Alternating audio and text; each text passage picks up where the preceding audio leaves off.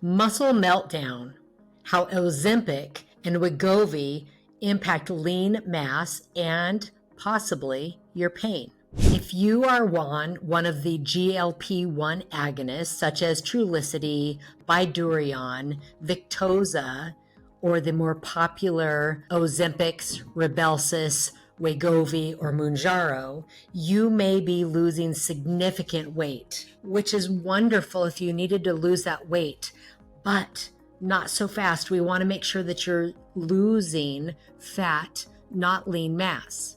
So we're going to do a little math here, and I'll keep it simple to break it down, but really we would love for you to be able to maintain your lean mass. So let's make a couple definitions. If you are a person who has, say, you're 200 pounds, the average, when considered healthy for lean mass, would be anywhere from 90% for a male down to 80% for a female. So in that same 200-pound person, if it's a male, healthy would be 180 pounds of lean and 20 pounds of fat. If you wanted to be on one of these medications and lose weight, then we'd have to calculate what is likely to happen when you're just taking these medications. But let's back it up another step. First of all, what's lean mass anyway? Lean mass is everything but the fat.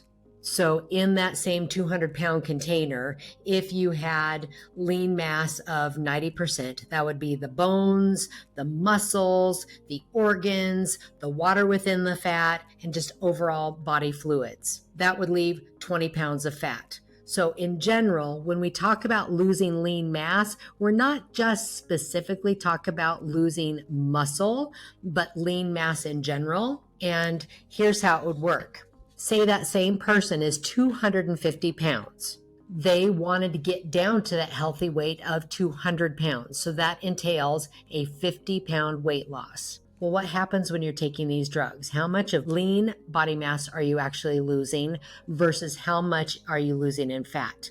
This study, which was published just very recently, 6/27/2024, out of the Journal of Pharmacology and Therapeutics, the results came out of Case Western University. We will link the article in the show notes below.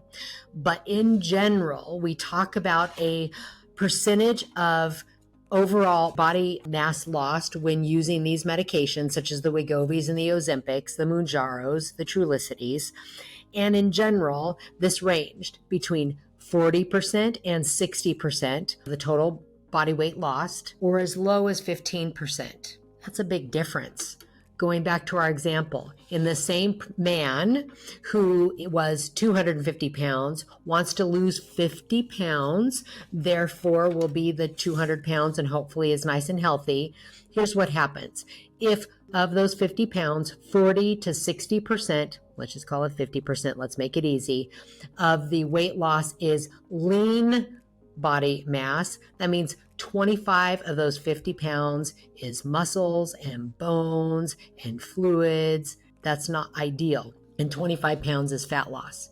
However, if of that 50 pounds of weight loss, only 15% is lean body mass loss, that's 7.5 pounds. That leaves 42.5 pounds to be fat loss. Which would you prefer? 42.5 pounds of fat loss versus 25 pounds of fat loss? Put another way, which amount of lean body mass are you willing to settle for? Would you settle for 7.5 pounds of lean body mass loss or 25 pounds of lean body mass loss? So how do we stop this? Well, I know a lot of prescribers who are insisting that their patients sign a contract and partner with them to say, I promise that while I am on this medication to lose weight, I will spend at least 30 minutes 3 times a week doing moderate to heavy resistance training. That's to combat the weight loss of muscle,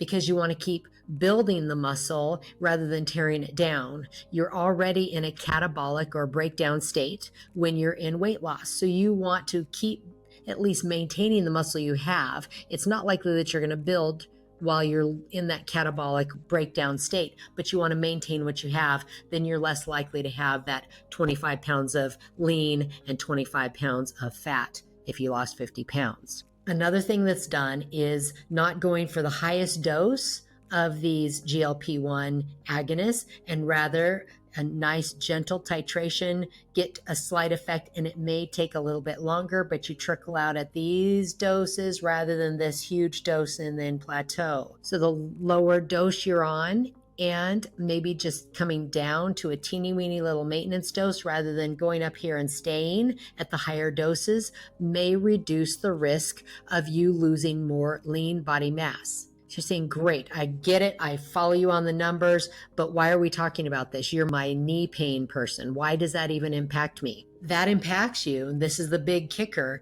If you lose that lean body mass, and let's say in the 50 pounds, instead of losing only 7.5 pounds of lean body mass, which can include muscle, you lose 25 pounds of lean body mass, which can include muscle. Imagine where that's going to come from. It's going to come from your arms and your back and your glutes and your legs. We've already talked before about how atrophy or loss of muscles then destabilizes these joints. Muscles are responsible for keeping the joints nice and strong and less likely to do things like dislocate, or if you have a blow or an injury or even a wear and tear from running on your knees or super walking or pickleballing or whatever you're doing, if you've got those nice, strong, bulky muscles protecting the joint, you are less likely to have an injury. You are also less likely to develop osteoarthritis, because in another study we've talked about, people who have normal to increased muscle mass, and they do all sorts of weight bearing, full weight bearing, as well as non-weight bearing exercise, are less likely to develop osteoarthritis. However, that same study showed that if you have very tiny muscle mass and you start doing things that are impactful, like pickleball, running, weight training that is hard without doing a rebuild of the muscles, you've put your knees at increased risk of osteoarthritis. So please be very careful. I applaud you for wanting to decrease your overall weight so you can put less stress on the joints, less stress on your spine. But we've got to do this safely. We don't want to have that muscle atrophy and lose all that lean mass. We want to lose fat. You can do that very carefully with a concerted effort of resistance training. Commit to resistance training so you at least don't lose and can hopefully maintain. So fat is what's lost, not lean body mass. And consider not going for that quick fix of the highest dose and staying at the highest dose, but rather a gentle little taper upwards, kind of hanging out a lower dose, and then maybe a teeny weeny little maintenance dose. You have a lot of say in this. And if you're talking to your prescriber saying, I want to lose as much as I can, as fast as I can, that's a totally different story, and it may backfire on you in the end. So please be careful. Please maintain your muscle mass, your lean body mass. It is what is then responsible for a higher metabolic rate. Your muscles take more calories than your fat. So if you maintain that increased muscle, that increased body mass, you're going to be able to maintain a higher metabolism. You're going to then be able to maintain the weight loss. So lose the fat, keep the muscle. If you've got any questions, please comment, like, subscribe. Thank you.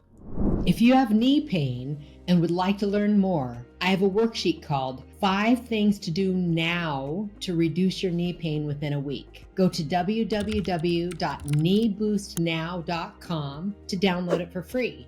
I'd love to hear from you, so please like, subscribe, and comment below so I can help you get out of your knee pain.